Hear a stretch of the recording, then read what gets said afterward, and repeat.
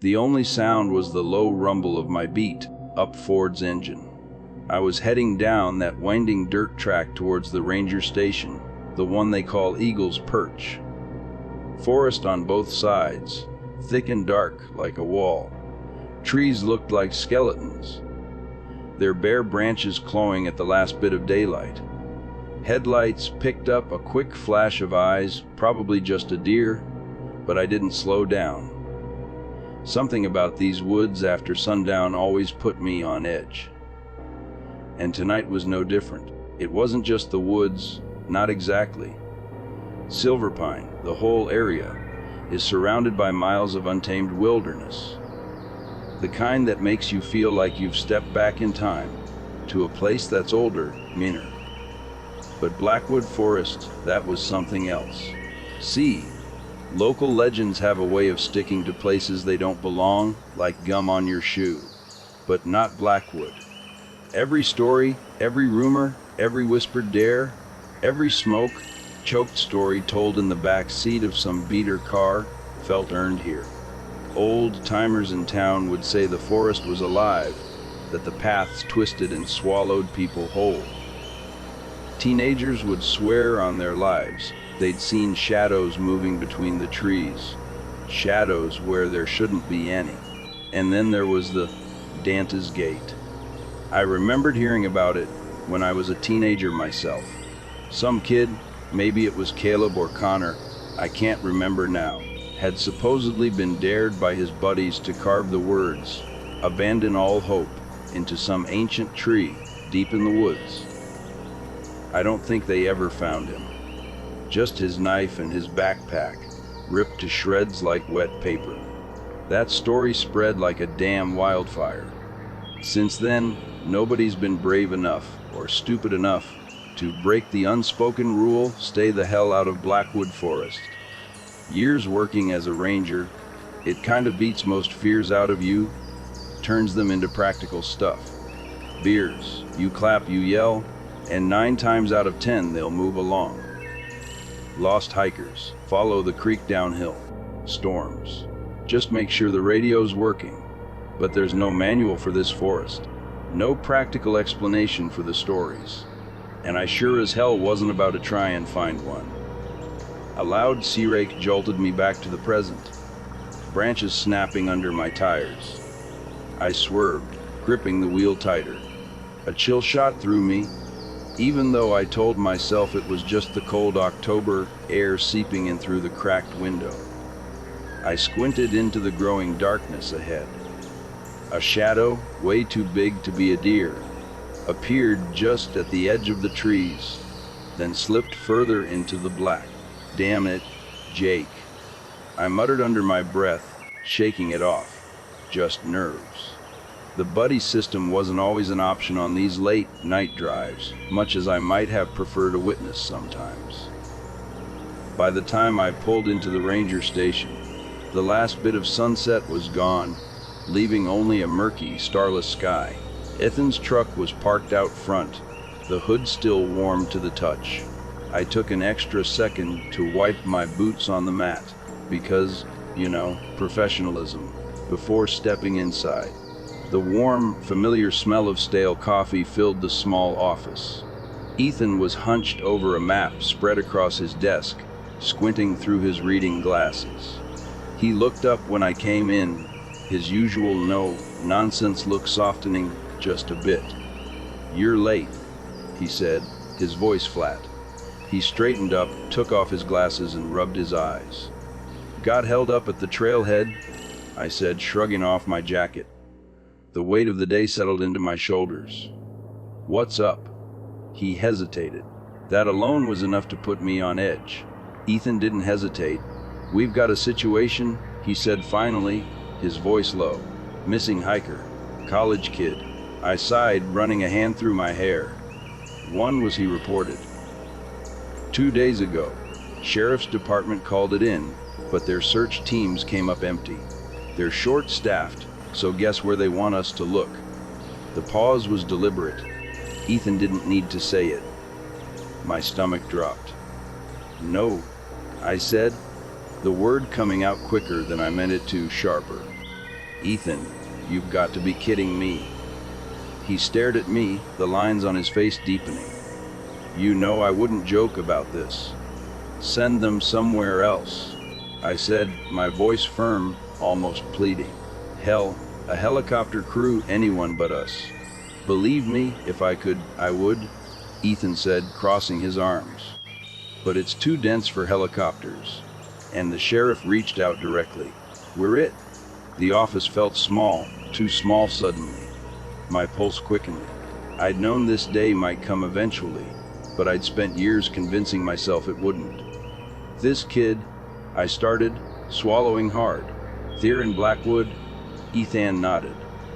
"There's no proof they went in there?" I pressed. "Should be anything. They could have gotten lost further east or..." "And what if they are in there?" Ethan cut me off, his voice rising just enough to remind me he was my boss. "You want me to tell his parents we didn't bother checking? That we wrote him off?" I shut my mouth, my hands curling into fists at my sides. Ethan sighed, his tone softening again. "Look, we'll keep it quick. In and out at first light. Just a sweep of the outskirts. Any sign of him, we call it in and get backup. You won't be alone." Alone. That word dug into me like a thorn. Ethan was talking like numbers mattered out there. Like having more people could somehow break whatever spell Blackwood had, whatever lived under its canopy. "First light," I repeated, my voice flat. He nodded, the discussion over. He turned back to his map. I took the chance to step outside. The air was colder now, biting and somehow claustrophobic. I tried to think of something to ground me, to tether me back to calm. Instead, my mind replayed the stories, the warnings, and those words carved into that cursed tree, "Abandon all hope." I exhaled, long and slow, watching my breath vanish in front of me, like it had never existed at all. Tomorrow, I'd see if those stories were true.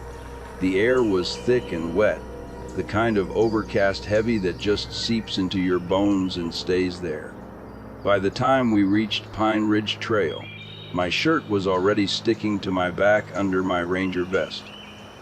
It was colder here, but the effort of leading the group was enough to keep me warm, or at least distracted.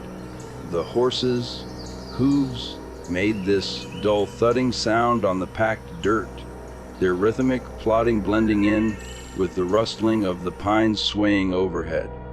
I kept my eyes glued to the trail ahead, noticing how it narrowed as it wound around the ridge.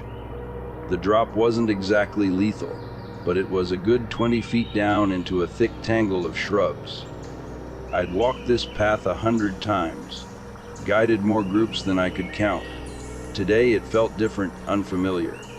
"All right, everyone, hang back a bit," I called out, lifting a hand as I slowed my horse, Duke, to a stop.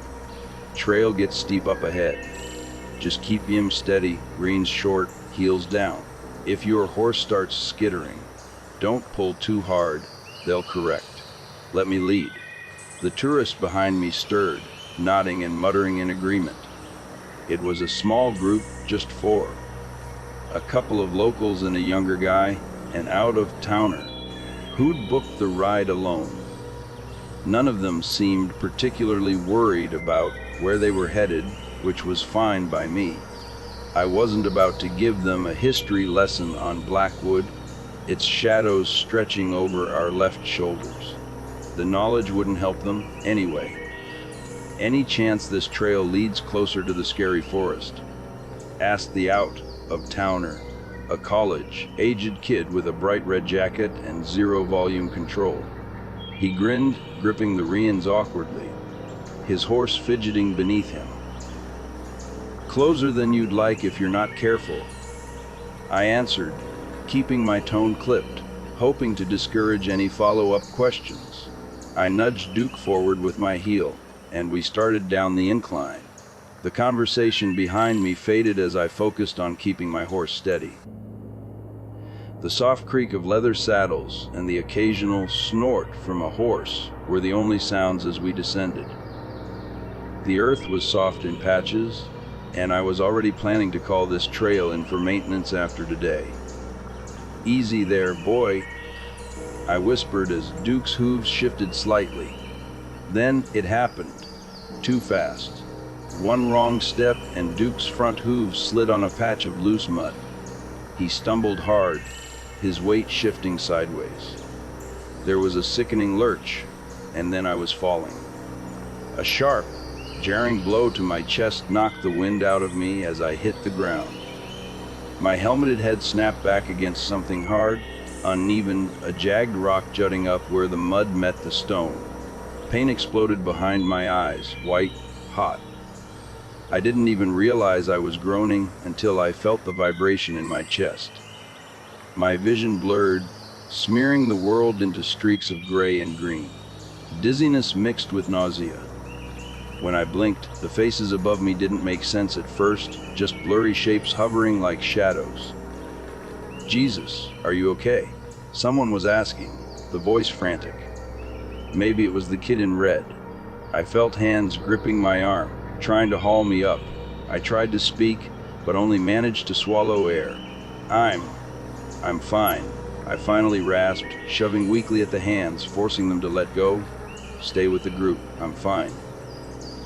"You don't look fine," the voice protested, but I was already pushing myself up to sit, regretting it instantly as the world tilted again. I turned sharply towards the rest of the group, my words coming out faster than they needed to. "Jet everyone back to the stable. I'll catch up. Go!" There was a long pause. I could feel their hesitation, their uncertainty pressing against my determination. "Go!" I barked, sharper this time. I forced my gaze to steady on the red-jacketed kid, the loud one. "You, take the lead. You got this." Trail loops. Just keep left. Somewhere beyond my swimming vision, I heard the reluctant shuffle of reins and hooves, a low murmur of indecision, before the gradual, hesitant sound of the group moving on. My shoulders sagged, but the relief was short-lived. I sat there for several minutes, maybe seconds, it was hard to tell, waiting for the world to stop spinning. My fingertips found the edge of my temple, brushing against a small, sticky patch of warmth beneath my sweat, matted hair. Head wounds bleed like hell. Every time I wiped the wetness in my pants and staggered unsteadily to my feet. It was either Ethan or maybe old Ranger Michaels. Used to say the only way to keep from panicking was to walk it off. "Motion makes sense," he'd said. "Not standing still." So, I walked. I hadn't gone far before the forest started playing tricks on me. The trees were closer here, their skeletal limbs crowding the trail in a way they shouldn't. My boots scuffed over damp earth carpeted with pine needles. The earlier sounds of hooves and muffled voices were already distant behind me. But what bothered me most wasn't the silence. It was the wrongness in the placement of the trees. Pine Ridge Trail was orderly, almost even at its worst. It didn't veer off this much, curved this sharply. My pulse thudded heavier in my ears as the realization hit me, harder than I wanted it to. This wasn't Pine Ridge anymore. My hand reached for my radio, a reflex, fumbling as I raised it to my mouth. Static burst over the line when I pressed the button loud enough to make me flinch. I exhaled shakily, trying again. "Base, this is no," I said, my voice low, but rising just enough to test the air. I took a fall off the trail. Think I might have gone the wrong way. Current locations? I trailed off, glancing back at the trailhead I thought I'd come from, then forward into the narrowing corridor of trees ahead. Unclear. Over.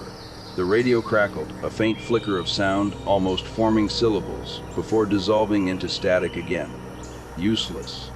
"Damn it," I muttered, lowering the dead weight of the radio. My voice sounded louder in the quiet, and something about that bothered me more than it should have. With no real plan, I kept moving forward, or what I thought was forward. The air felt heavier out here, damper and colder than it should have been. Every step pressed on my chest, an invisible weight I couldn't shake.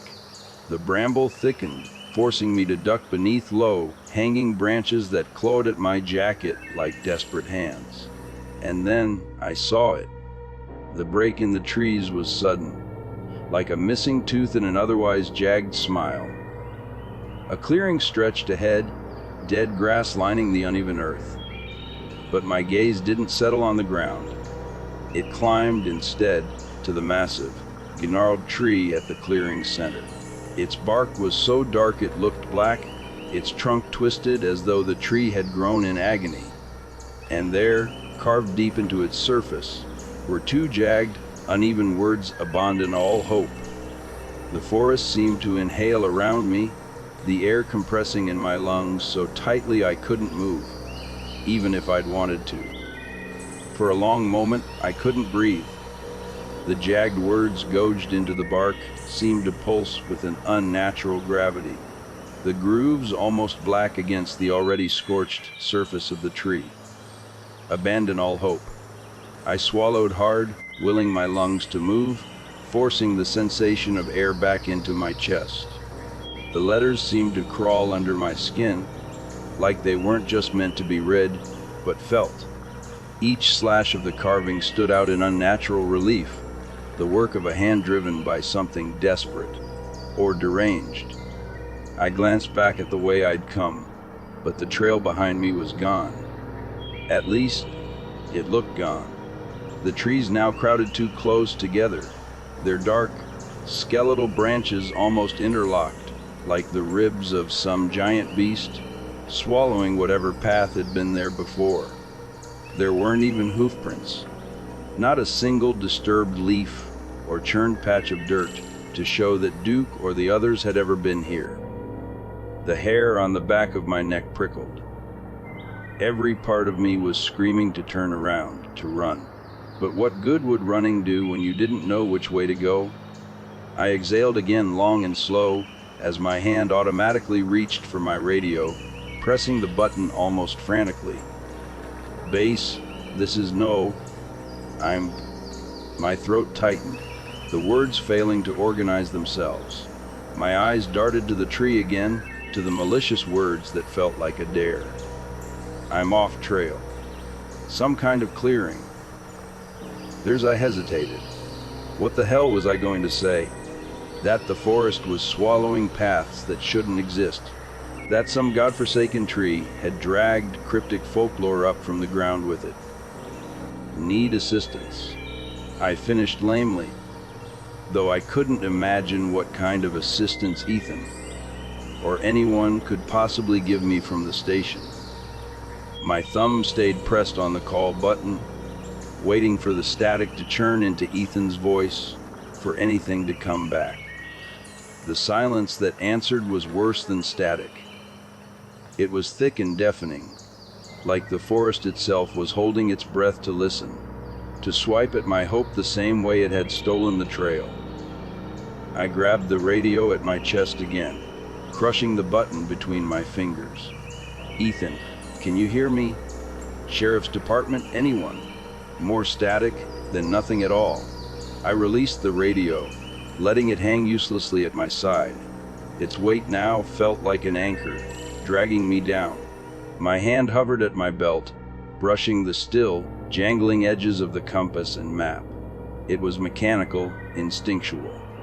I unclipped the map from its weatherproof pouch, smoothing it over trembling fingers. Even before I opened it fully, I knew what the problem would be. Maps only work when the land stays still, and something in me, in the very marrow of my bones, knew the land here did not stay still. I glanced down anyway, hoping against hope, but the lines and contours of familiar trails were suddenly a joke, the shapes of the ridge and adjacent hills irrelevant to whatever this place was. My compass remained faithful, but in its own way, it mocked me, too. The needle spun erratically, jittering uselessly, unable to differentiate north from a void. Useless. Okay? I muttered, biting the word out and stuffing the map back into its pouch. Okay, Noah, think this through. You don't panic. You don't panic. My voice sounded tiny out in the open, swallowed too quickly by the silence, leaving only the faint echo of the refrain in my head. My weight shifted uneasily on my boots, the damp earth sucking at the heels, but giving just enough to make me notice how strangely soft the ground had gotten since I set foot here. The forest felt heavier at my back, now darker, even though there was technically enough light to see. Somewhere, far away, a crow cawed once, sharp, urgent. It didn't make me feel less alone. It made me realize how wrong everything else had been about this stretch of land. There should have been more crows. There should have been squirrels scrambling loudly, or insects chirping defensively for dominance. There should have been life. Not this void, not just this godforsaken tree. And wasn't that the worst part? I wasn't moving, and yet I was still being drawn to it. That cruel carving of abandon, all hope acting like a lighthouse for the shattered. It stood defiant in the clearing, its blackened roots snaking visibly through the ground like veins, or fractures, like it had grown wrong, or clawed its way here from somewhere it didn't belong. I needed to go. Turn around, pick a direction, any direction. Screw the tree, screw Blackwood, screw the kid who wandered in here in the first place. But my feet didn't move. Instead, my gaze dragged upward, higher than the jagged words I'd already memorized. The limbs were bent the same way the trunk twisted, but more wrong, like someone had broken them by hand and never set them right again. And the bark, the longer I looked at it, the more I realized that the scores and scratches climbing the trunk weren't natural at all. They weren't random either. They were wide, slashing gouges, claw marks, too broad for a bear, too deep for even the sharpest tools. My stomach sank as my mind scratched, unwillingly, through the ghost stories, grasping whatever details were easiest to recall. Twisting paths and swallowing the careless whole, I mumbled out loud. My rational instincts hated me for saying it. My gut instincts told me I was basically screwed anyway. I needed more information. Or, failing that, a way to make forward motion hurt less than the already unbearable present. The tree dominated the clearing, but the brutal earth around it made my boots pause again. The longer I stood here, the more my sense of distance seemed to taper and blur. I didn't want to admit what my gut was concluding. Stepping toward the tree felt like stepping into the center of a trap. But staying here wasn't viable, so I chose a path. I glanced at my phone, swiping the screen to life. Not that I expected much in the way of a signal. I just wanted the ritual of trying. A dose of sanity in an already erratic chain of events. The screen read, "No service," in the corner, same as before, figures. But my eyes froze when they registered something else. Faint, just faint enough on the black background. There wasn't service, but there was a flicker, a pair of bars appearing briefly and then disappearing immediately. A ghost signal. I turned the screen towards the gaps between the crooked trees, trying to catch the direction. Bars again, followed by a text. My chest tightened as I read, slowly, carefully now. Come inside. The first step past the tree felt like pressing my foot against the chest of some sleeping animal. The air moved, dense, warm, alive in a way that made my stomach knot. That faint flicker of "come inside" from the phone haunted the edge of my mind as I moved forward, each step deliberate but reluctant, like my body wasn't entirely my own. The clearing was behind me now, swallowed in the twisted, gnarled wall of trees that appeared overhead, their skeletal branches damn near blotting out the thin gray light struggling to come through. Even my breathing sounded wrong here, too loud, too fragile. I pressed on, heartbeat drumming in double time, boots crunching over pine needles and half-rotted leaves. Every noise seemed to stretch, rustling behind me that didn't happen when I moved, faint disturbances in the frigid quiet that belonged to no branch or animal I could name. Despite years of navigating trails in the wilderness, I couldn't shake the feeling that this forest was navigating me. At times, it felt like the trail underneath my boots twisted slightly behind me, curling sideways and back on itself like some sentient, coiling thinner. I paused, dragging the edge of my boot along the ground to mark a crude X into the soil. My knife followed, notched just deep enough into a nearby trunk that it felt permanent. But as I squinted down the crooked, dark corridor of trees, unease welled in my chest. Already, I couldn't swear I'd recognize the spot again if I was circling back. That knot in the bark, a raised root, it all looked identical. 5 steps later, I bent, yanking another thin root into my hand, and tied it tightly to a low, hanging branch. Even as the knot secured, I caught myself whispering aloud under my breath like a reflex. Insurance, no. Landmarks don't move. Except when they really, really do. The attempt at humor sounded weak, even to me. The air grew thicker the farther I went, clinging to my skin like damp fabric. My coat was overheating me 1 second. The next, I was shivering against the unwelcome chill of the forest. The contrast burned my nerves raw, each breath catching slightly under the weight pressing down in the space. A bead of sweat rolled along my temple. Whether from exertion or anxiety, I couldn't tell. I stopped to lean against a moss-choked log fallen across the trail, if you could even call it a trail anymore. The path was overgrown to the point where I was hacking away at the brush with my knife every few steps. As my weight pressed into the log, my fingertips brushed over its surface. The wood beneath the thick moss was gnarled and splintered, almost rubbery against my gloves. The damp thing smelled like wet rot, and for some stupid reason, I yanked my hand back quickly, irrationally convinced it had moved. I wiped my damp hand against my pants, frustration rising hot in my chest. It wasn't just the smell, or the silence stretched taut as wire. It was everything. The way the trees doubled back into one another, the growing sense that each inch forward dragged me further into a net I couldn't see. My head throbbed faintly under what was likely leftover adrenaline from the fall, though each faint stab felt sharper beneath the veil of unnatural quiet. I was just deciding whether to push forward or double back, and praying my X on the ground would have stayed put when movement ahead caught me, like the snap of a branch. At first, it was subtle, through the mangled limbs of the dead trees. Figures, faint and blurry, hunched at odd angles, framed unnaturally against the fog veiling the wood's edge.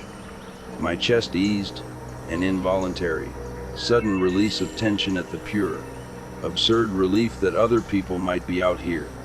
That warmth fizzled quickly as the details bled into focus.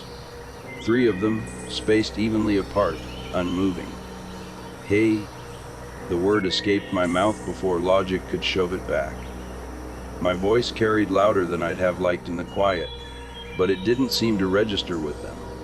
I stepped closer, boots crunching softly, practically wincing at every sound my weight made against the trail's uneven floor.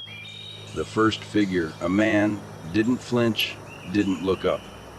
He stood wrong, silhouetted against the skeletal branches, his posture agonizingly stiff, as if suspended by invisible wires. His entire body seemed to curve wrong, his weight tipping too far forward, just enough to make me sick with the certainty that he shouldn't be upright at all. I tried again, louder. Do you need help? Still nothing. His head pitched slightly downward, as though staring directly into the forest floor. His neck didn't seem fully connected. Or if it was, maybe it had bent too long under pressure it hadn't been built for.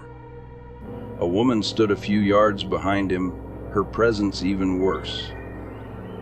Her frame was barely visible through the mist of gray light, but what I could see raised the hairs on the back of my neck. Her arms hung too long at her sides, paler than anyone I'd ever seen. Her skin seemed almost translucent, unreal.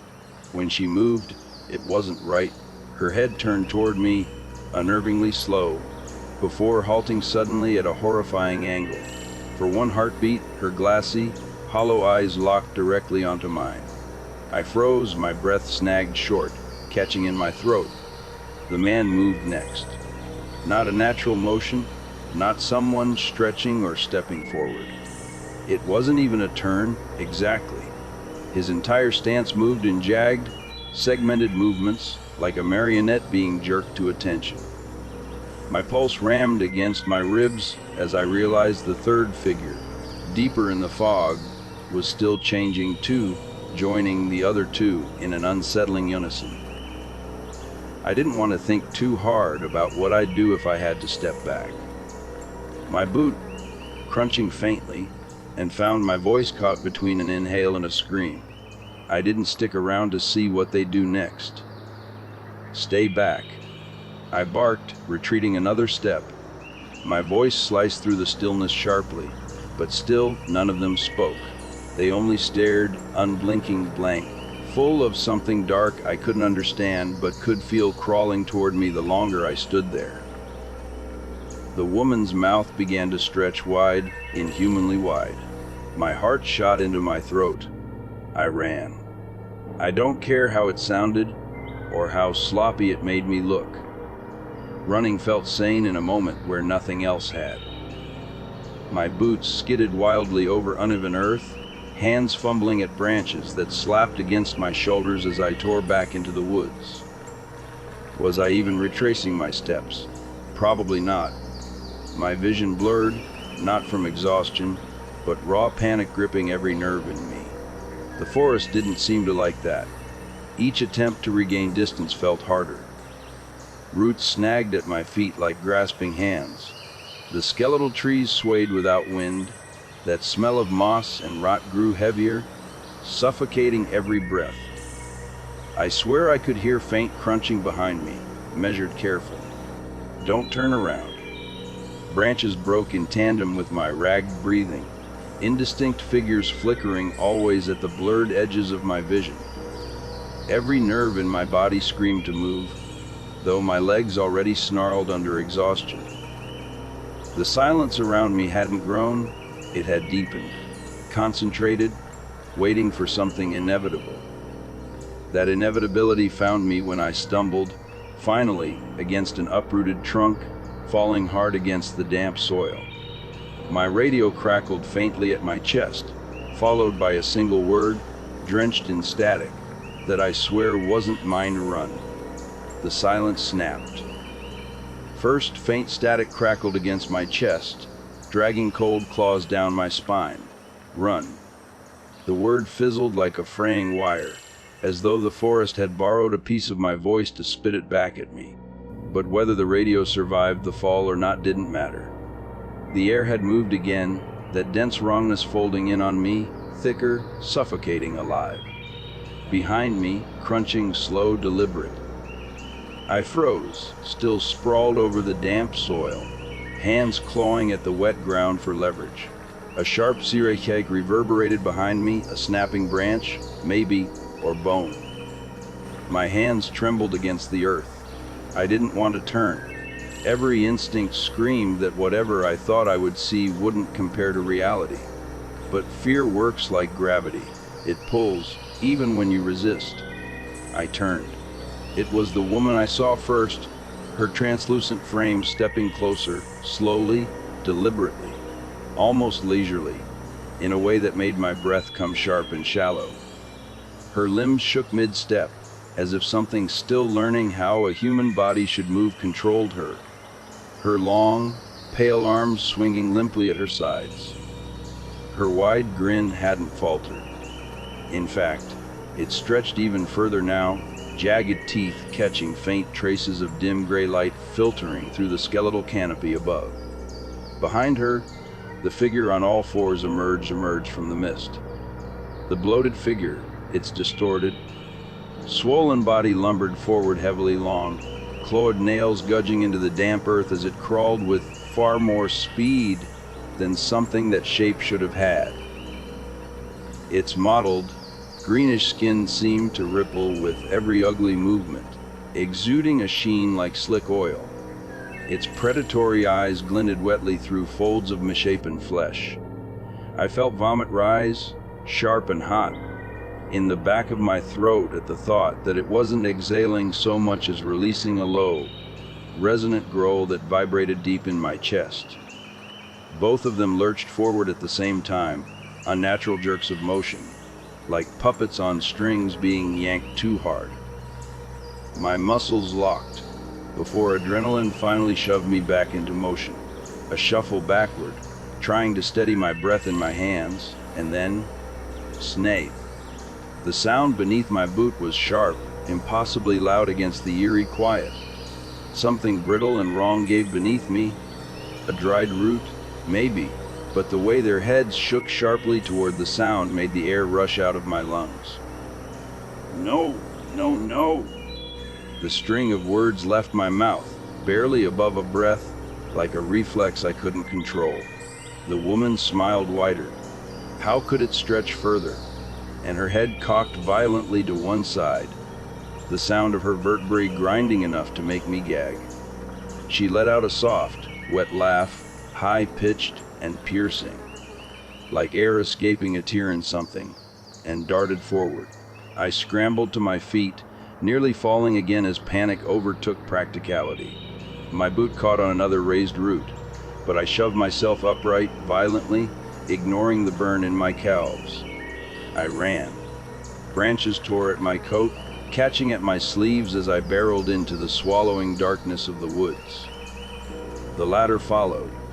Behind it, a guttural roar had joined the chase. My mind bled static, the thudding of my heartbeat drowning out everything. I gasped, lungs compressing under the weight of terror.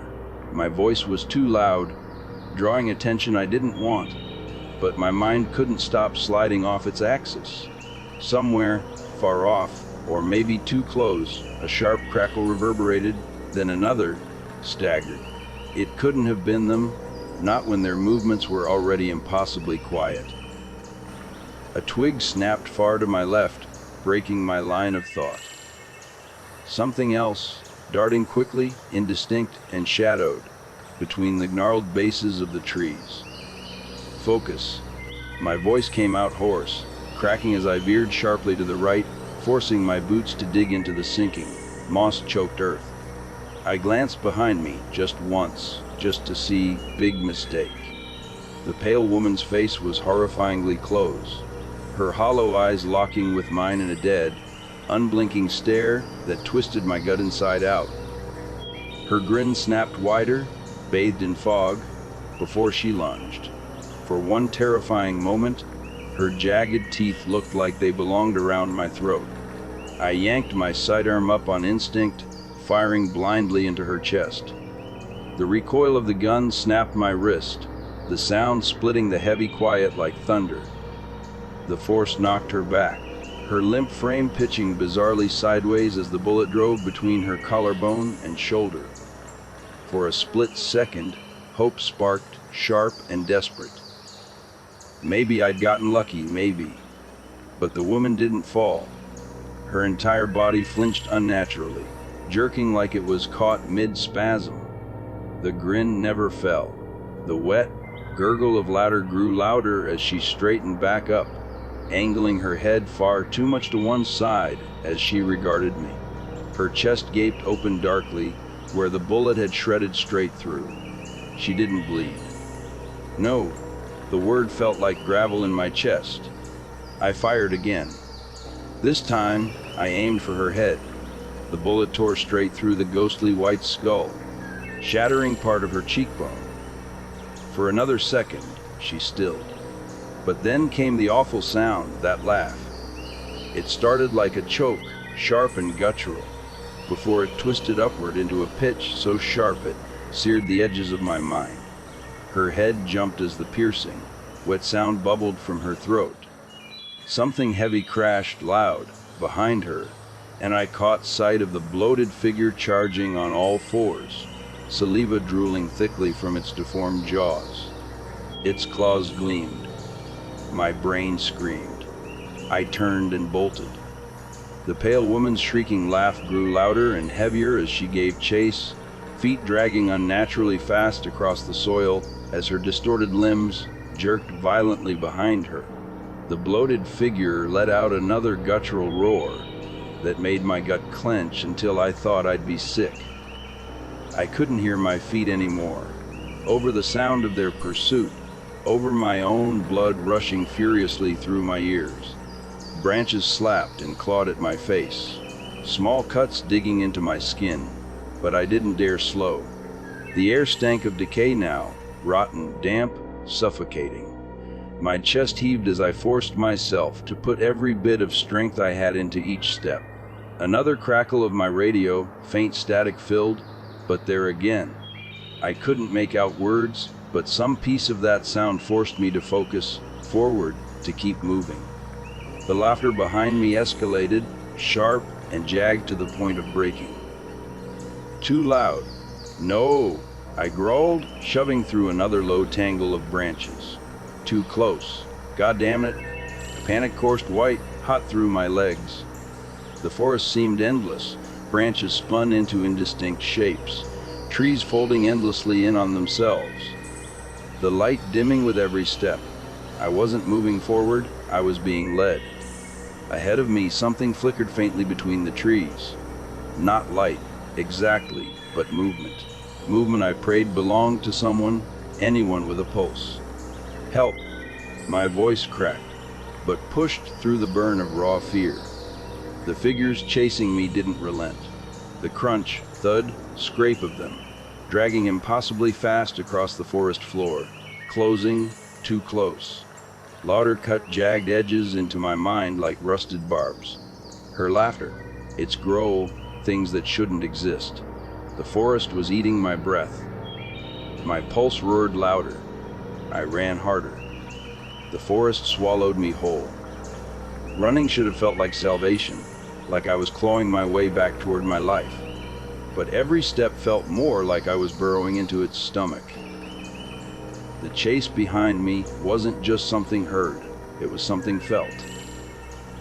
Weight in the air, vibrations in the ground, the kind that rattled your teeth if you stayed too long. I thought about glancing back, pure animal instinct driving the need to know how close they were. But I didn't dare.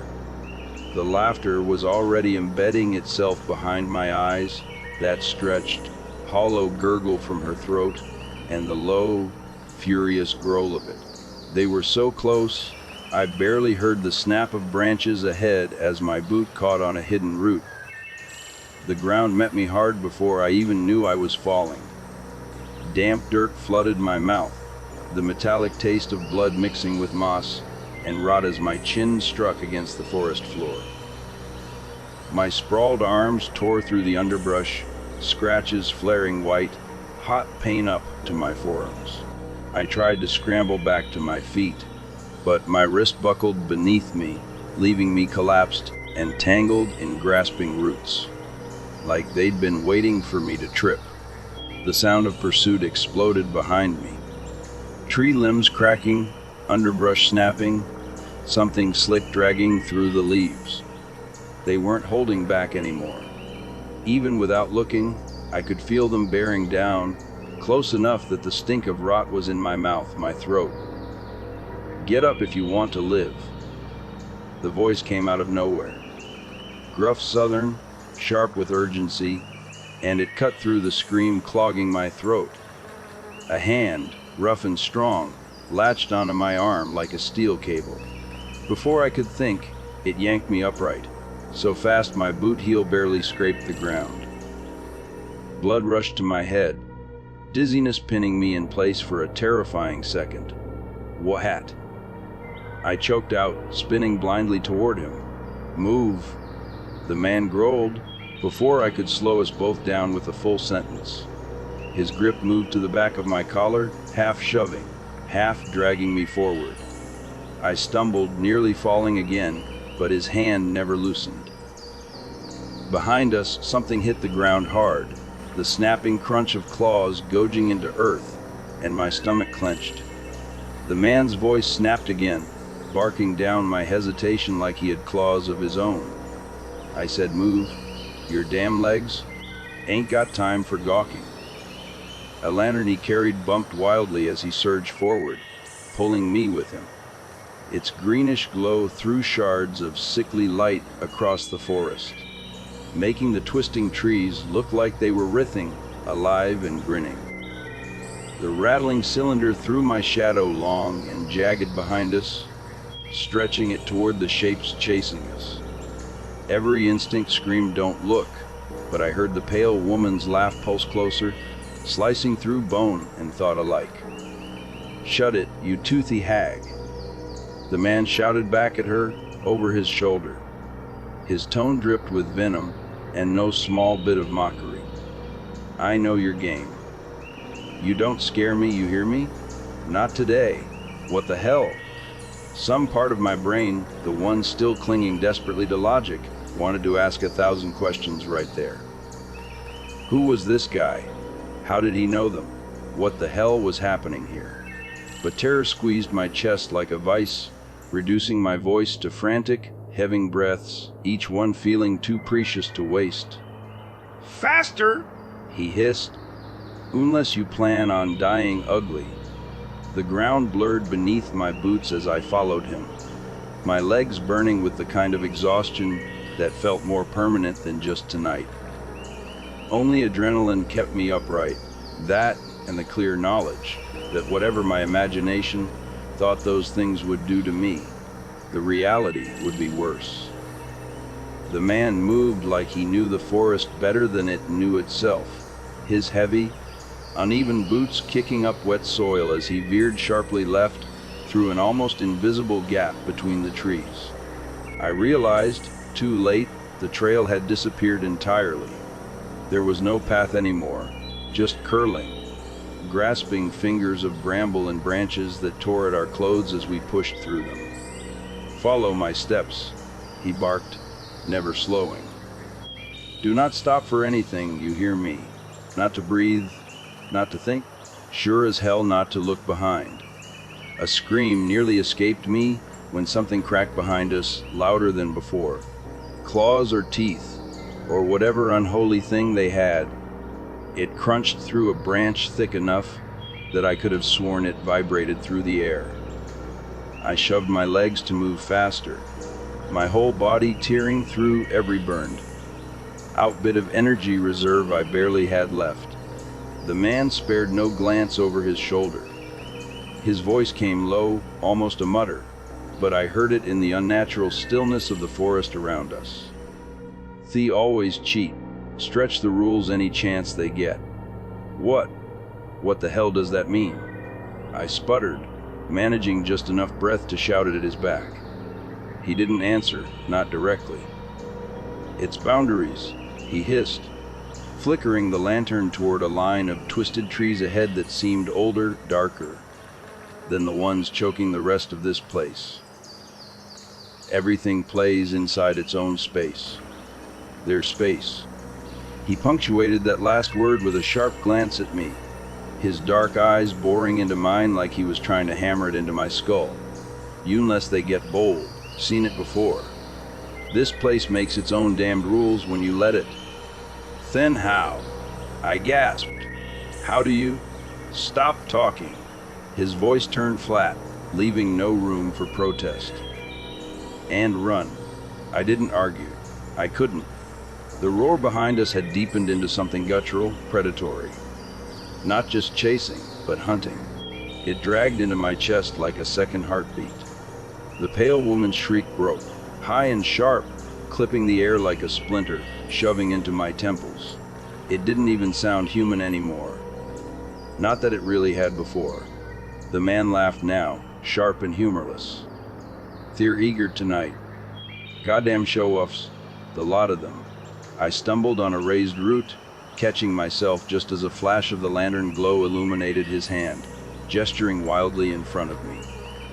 "Here," he barked. "Tunnel through. Don't hesitate." Immediately, he ducked down low, squeezing under a sharp cluster of brambles that seemed to embody a dark archway where no path before had existed. I followed, throwing myself into the claustrophobic gap before doubt could freeze my muscles. The branches scratched at my arms and shoulders, pulling strands of my hair loose as the air tightened around us. This path was impossibly narrow and barely visible, a crooked tunnel like the forest wanted desperately to close it off. I dragged myself through, knees bruising against gnarled roots, as the sound of ladder swelled deafeningly behind. The pale woman's snarls reverberated now, oscillating between her shrieked louder and small, disgusting murmurs of incomprehensible gibberish, just louder than the crunch of the bloated figure's claws. I hauled myself forward, body trembling beneath the sheer weight of it all.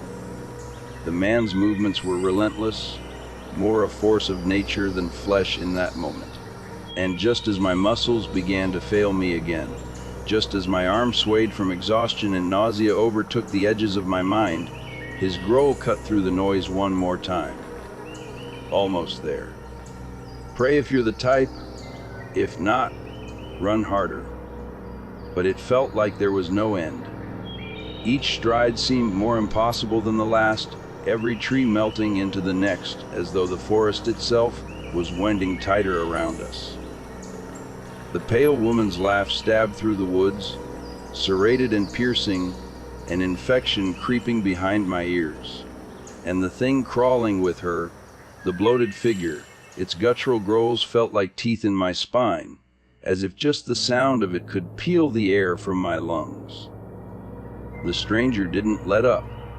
He moved like something half feral himself, dragging me through the tangled web of roots and brambles that clawed at my clothes and skin. My legs were threatening to buckle, no matter how much adrenaline stormed through me, and parts of my vision blurred at the edges, tunneling into exhaustion. Still, his grip on my collar didn't loosen as he pulled me along. "Keep moving," he barked over his shoulder, his voice a growl that cut through the maniacal ladder and snarls. "Don't let it slow you. Just run." I didn't know where my strength was coming from anymore. Each step was blind instinct, a refusal to let everything behind me win.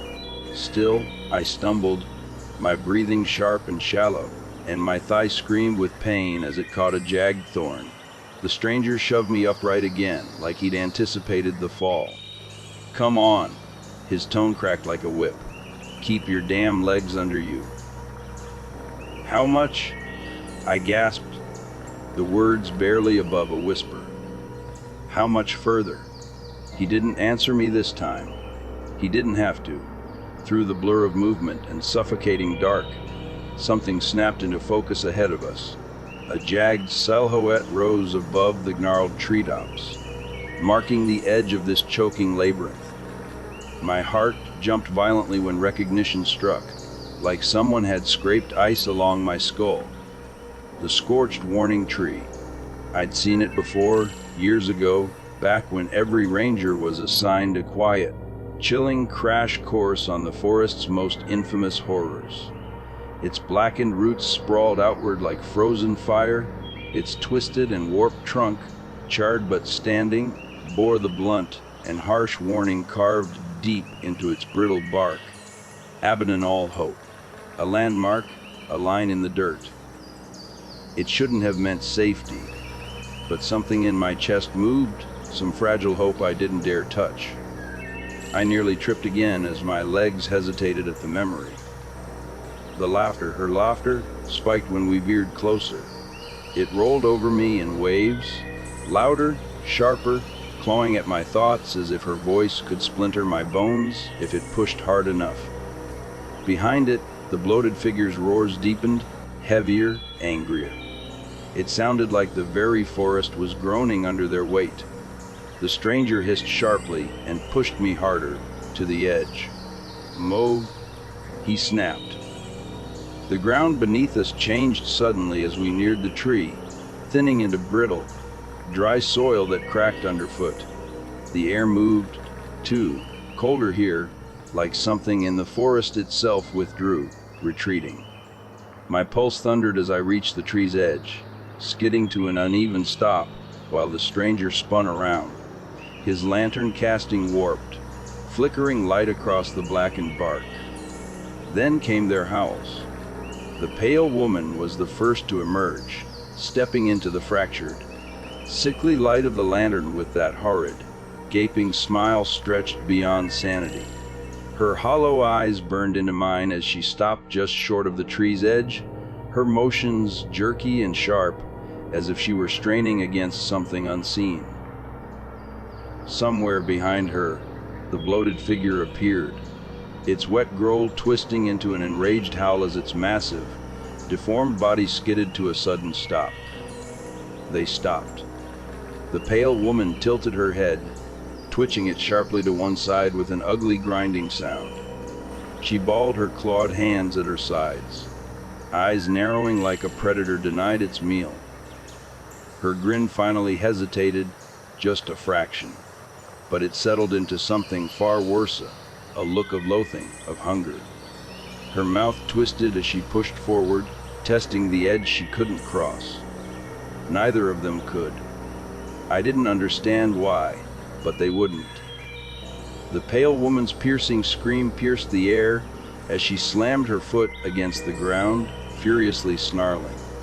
Her translucent body shook as though straining against a leash, her mouth gurgling with guttural, choking murmurs. Behind her, the bloated figure released an ear-splitting roar, clawing at the ground just beyond the tree's roots, too massive to lunge forward past the invisible boundary. I jerked backward, stumbling closer to the charred trunk. The stranger turned, his shadow stretching long behind him, his sharp grin illuminated by the sickly glow of the lantern. He spit onto the ground, toward their direction, and raised his free hand, waving mockingly at the two distorted forms. "Y'all keep trying," he drawled without breaking his stride. "Real entertaining, maybe next time. This time, I did find my voice, hoarse and cracked as it was." What's stopping them?" He didn't glance back as he spoke, casually, but with a dark edge that sent my stomach twisting. "Rules," he said simply.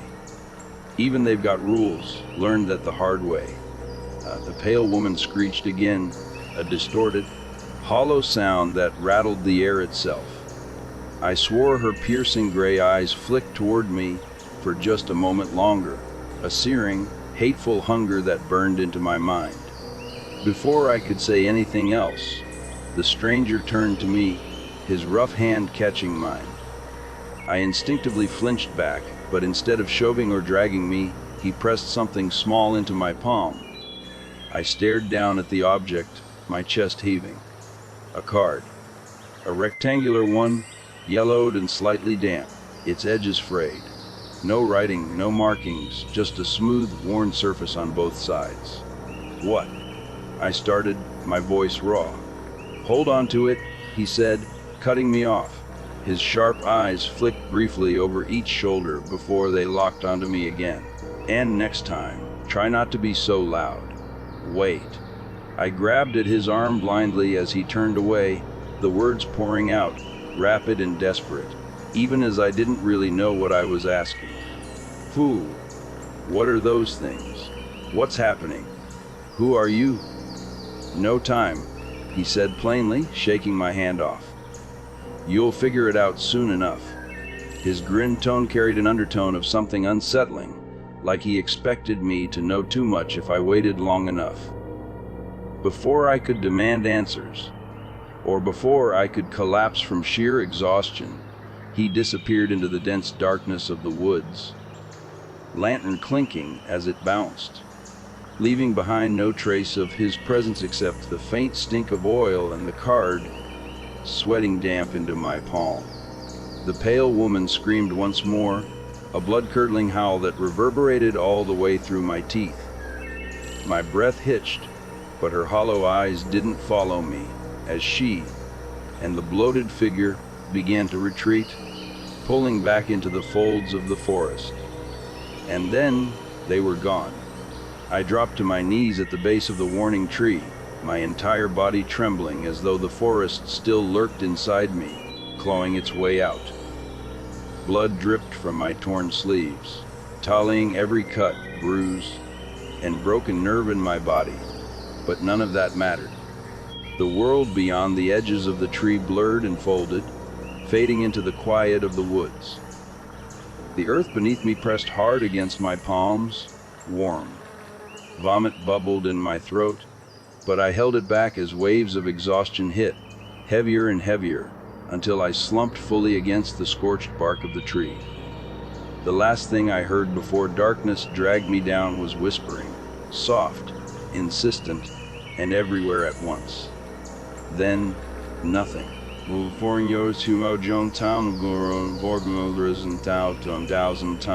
I woke to the humming buzz of sterile white light. It drilled straight into the base of my skull, turning the edges of my vision watery. Blinking against it felt like dragging my eyelids through sandpaper. My body pulsed under a weight I couldn't see, as though something impossibly heavy had stretched itself across every muscle and nerve. The first sound I registered, after the hum of fluorescence, was the steady beep of a monitor somewhere close. My left arm was stiff. Something tugged when I tried to move it, an IV needle, glinting faintly pink in my distorted vision. My right hand shook on instinct, though faint stings crawled up my wrist when I clenched my fingers too hard. The grip of memory flared, red hot for just a second. Rope bark, damp soil, the stranger's cold card. The card. I sat up far too quickly. It hit me all at once, pain searing through my ribs. The hospital room tilting violently as the edges of my vision darkened. A low groan spilled out of me before I could catch it. Take it easy. The voice was steady, gruff, and far too familiar. I blinked until focus ground its way back. Shadow outlines gradually sharpening into clean white walls, and someone seated just off to the left. Stocky frame, silver beard, a green Ranger jacket that had seen just as much wear as I had. Ranger Ethan. My voice was shredded, every word rasping against some raw place in my throat. Wet. Don't push it. Ethan cut in gently, but with that unflinching weight of authority only he seemed to have. His hands rested on his knees, still as stone. You've been out all night. Figured you'd need a minute. I blinked at him, then back at my surroundings. The narrow hospital bed beneath me, the muted green curtain drawn, just enough to give me a view of the door, the stack of machines humming faintly beside me. Something sharp pricked at the edges of memory again. Forest, shadows twisting, the pale woman's serrated lauders still lodged somewhere behind my ears. My stomach clenched hard against the image. What happened? My words cracked like dry leaves. Ethan's sharp eyes studied me, just a moment too long. He leaned forward in his chair, his voice calm, but weighted with something unreadable. The horseback team came back without you, he said plainly. Said you split off from the group, off westward, toward the basin. When you didn't show up a few hours later, they raised the alarm. I stared at him mute. Westward. The word twisted oddly in my chest, part memory, part dread. They formed a search group, Ethan continued. Every ranger we had, plus a couple locals, spread out for hours. Storm came through around midnight, cold as hell. By morning, we'd figured. He stopped there, reaching up to rub a broad hand down his jaw. We thought you weren't coming back. But you found me. My mouth felt dry when I said it, bloodless. He nodded slowly, his stare sharpening just slightly, like he was searching for something in my face. Nate, the older guy who runs the Western Trail outpost, he spotted you near the warning tree, close to dawn. You were out cold, banged up pretty bad. Looked like you'd been tearing through brambles for hours. Or running. His voice dipped lower on the last word, the implication barely audible, but it still landed square in my gut. I was running. The response came faster than I'd meant it to, dragging the memory of the chase back to the front of my mind. Ethan almost flinched, his chair creaking just slightly as he crossed his arms, one boot tapping lightly against the tile floor. Almost there, wasn't I? I started, hesitated. Did anyone find anything else at the warning tree? Another long pause from Ethan now, the room cooling with his silence. His mouth worked for a moment, just a slight twitch in his loosened jaw before he answered. What were we supposed to find? It wasn't a challenge, not quite, but his tone carried enough weight to tell me he was dissecting every muscle of my reaction. The question froze me, every sharp detail from the previous night simmering just under the surface. The pale woman's hollow grin. God, those eyes. The pounding roars, the snapping claws. And the stranger's careless, half-mocking drawl. You'll figure it out soon enough. No, I said finally, lower now, shaking my head as if that could erase everything. Never mind. Ethan stared for another beat, long enough that the muscles in my shoulders started to cramp. Finally, he exhaled, hands braced against his knees as he stood. Doctor will be in soon, he said, shifting back into that signature Ranger Ethan practicality, a human anchor in any storm. You'll be off duty for a while, but it looks like you'll live. Lucky as hell you didn't take permanent damage. I nodded mutely, watching as he moved toward the door. Before he left, he paused, one hand braced lightly on the edge of the curtain. Jet your bearings first, he said, without turning back. But if there's anything that didn't sit right out there, anything we should know, you come to me. No one else, you understand. I swallowed hard, but I nodded. Yeah. Good. His voice softened, just slightly, the first trace of something warmer since I'd woken. Then he slipped out the door, its heavy weight clicking softly back into place. For what felt like a long stretch, I just sat there, staring at the empty space he'd left behind. My chest ached. Every time I tried piecing the last 12 hours back together, it was all fractured snapshots. Jerky laughter and sharp claws, glowing lantern light, damp oak, and the stranger's rough hand catching me before everything else could. My grip tightened against my stiff blanket. Then, the memory of his hand flashed, red hot across my senses again.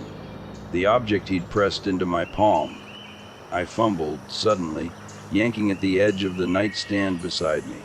My movement rattled the IV against my skin as I shoved aside the bland, hospital-issued water cup and a packet of pills I hadn't noticed, groping blindly for it. There.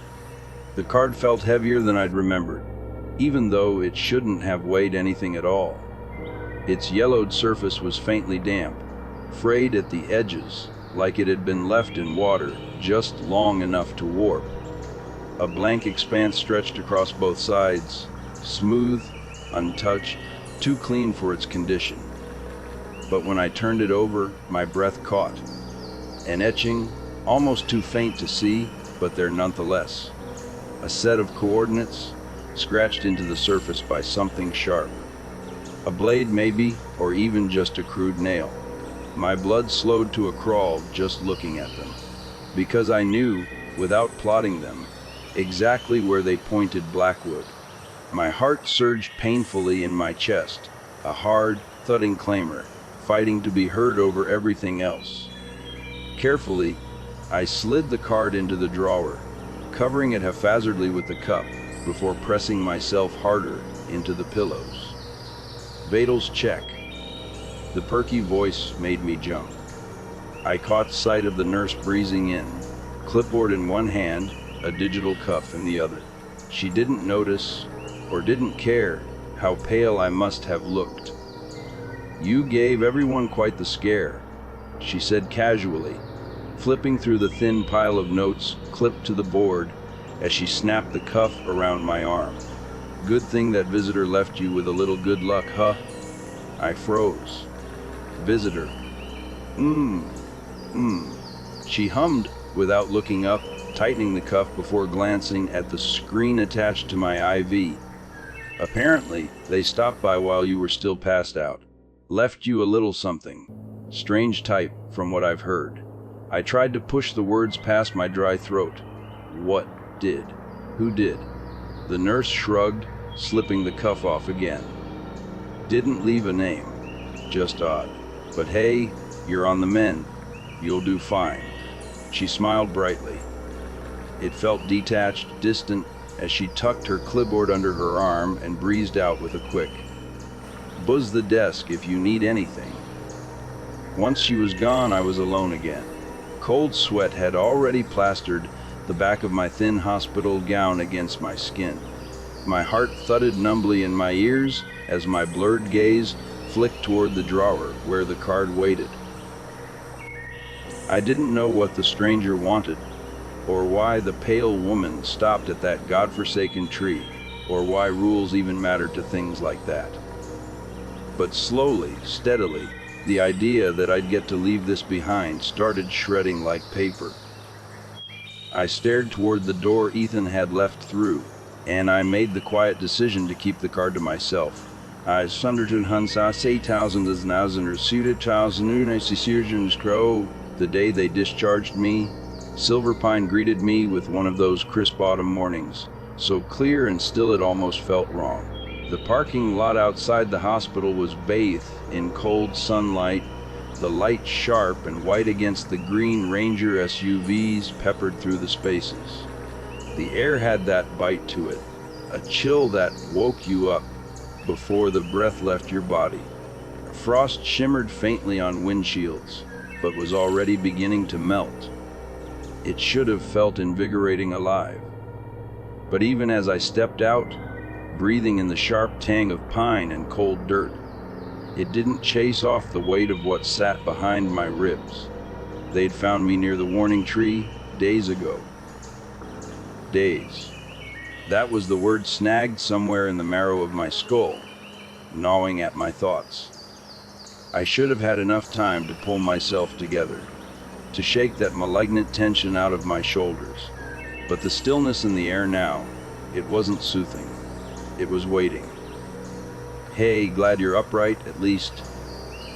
Gavin's voice startled me, his boots crunching softly against the frost-speckled pavement as he approached, hands stuffed firmly into his jacket pockets. He gave me a crooked little grin, but the strain behind his eyes was clear, leftovers from too many unanswered questions, and an unshakable tension that wrapped around every ranger since the search. Crevio journey together, Getty Viamer, Zardi, Ader, Yeher, Hyun, Hadden. Barely, I rasped, voice still raw, though less than it had been. I gestured vaguely toward myself, the loose civilian flannel over my shoulders, the stiffness in the bandage still wound tight around my arm. "Thee said I'm off duty for a while. Ethan told me to quit trying to argue off." Gavin snorted faintly, his brow lifted. Bet Ethan didn't have to say that twice. The attempt at humor was thin, almost apologetic. I gave him a faint nod, too tired to muster much of a response. My body moved on its own, hands fumbling to adjust the straps on the small duffel slung over one shoulder. His eyes flicked, almost imperceptibly, toward the arm with the bandage, like the weight of his glance alone could pull a better story out of me. "You sure you're okay?" he asked, quieter now. The frost crunched under my boots, and I focused on the way it sounded. Familiar, material, real. "Couple scrapes," I said softly. "Nothing major." That earned me a dubious glance, but to his credit, Gavin didn't push it, not outright anyway. He worked his jaw briefly, nodding half to himself before stepping aside and gesturing toward one of the SUVs. "Ethan wanted you to check in at the station before you head home," he said. "Something about paperwork." "Of course he does. Want a ride over?" I hesitated, a split second too long, and Gavin's hand brushed against his pocket zipper, like he was offering me an excuse not to answer. "Nah," I said finally, adjusting the weight of my bag on my shoulder. "I'll walk it, could use the air." This time, he hesitated. There was something unreadable lingering in his expression, etched just beneath the surface. Not pity exactly, but something softer, something careful. Like he wanted to add something else. Questions, concerns, a reminder that normal people didn't just vanish on the westward trails for hours, only to wander back from the line of certain death without a shred of clarity. Instead of saying anything, he just gave me one solemn nod. "Right? We'll see you there." I waited until he'd climbed into the SUV before I let my shoulders tighten again. Gravel churned under his tires as he backed out, rounding the curb and disappearing beyond the lot. Once he was gone, the silence felt heavier. Townsend now in 200th Street, he goes no the house and do those in done house. The ranger station was absurdly warm when I stepped inside, the air thick with the scent of pine cleaner and brewed coffee. I caught a few familiar faces at first glance. Brenda hunched over the dull screen of the front desk computer, some of the younger volunteers wrapped in fleece jackets as they sorted through maps and compasses on the narrow counter nearby. Their mild chatter stopped briefly when I stepped through the door. It lasted maybe half a second, but it was long enough. No. Brenda greeted me, her voice slow, deliberate in the way she bent my name, steering into casualness, like she thought it'd keep me from noticing the sharp flicker of curiosity behind her gaze. "Ethan said to let him know as soon as you got here." I nodded again, lips too dry to muster a real response. She kept watching, though noticing, calculating. The young volunteers whispered something to each other before weaving past me toward the gear bins, their voices shrinking against the sound of my boots over the polished floor. My pulse thudded faster. "Keep moving," Ethan was waiting. It took less than a minute to find him. He was standing by the staff corkboard, flipping through a clipboard of requisition sheets, his face settled into that familiar, unshakable stillness that guided me, and anyone else who'd ever gone under his lead. He glanced up as I approached, setting the clipboard down with careful purpose. Ready for another round of questions. His tone was even, almost too casual. Protective, maybe, or testing the waters. The doc already lectured me into the ground. I muttered, though my voice cracked just slightly at the middle. Ethan's mouth shook faintly at the edge, close to a smirk, almost, but when his eyes met mine, the weight behind them cut through any fleeting attempt at humor. "Come on," he said. He motioned toward one of the empty back offices. Once the door clicked softly shut behind us, the air palpably moved. The usual hum of the station now felt like ambient noise, muffled behind thick particle board walls and faded posters of trail safety tips. Ethan sank into a chair, the legs creaking faintly against the laminate floor, and laced his fingers. He didn't waste time with pleasantries. "You still don't want to tell me what happened out there?" It wasn't a question. The direct weight of it almost knocked me back anyway. "I told you everything I remember," I said, keeping my voice steady, even as my throat hitched slightly halfway through. "Really?" He studied me intently, eyes narrowing just enough to chip at my nerves. I turned slightly, letting my hands brush over the desk edge, sturdy pine, gouged and scuffed from years of use. "Sounds like you got your mind made up about it already." The words came out more defensive than I intended. Ethan's expression didn't falter. Instead, he leaned forward slightly, resting his elbows on his knees, his tone dipping lower. That place has more than its share of stories, you know that. His voice softened, just slightly now, enough to make my teeth clench. You don't get into trouble out there without something putting you there, you understand. I met his gaze but kept my mouth shut. He didn't press further, not this time. The tension in the room simmered, heavy but static, before he leaned back and let out a slow, controlled sigh.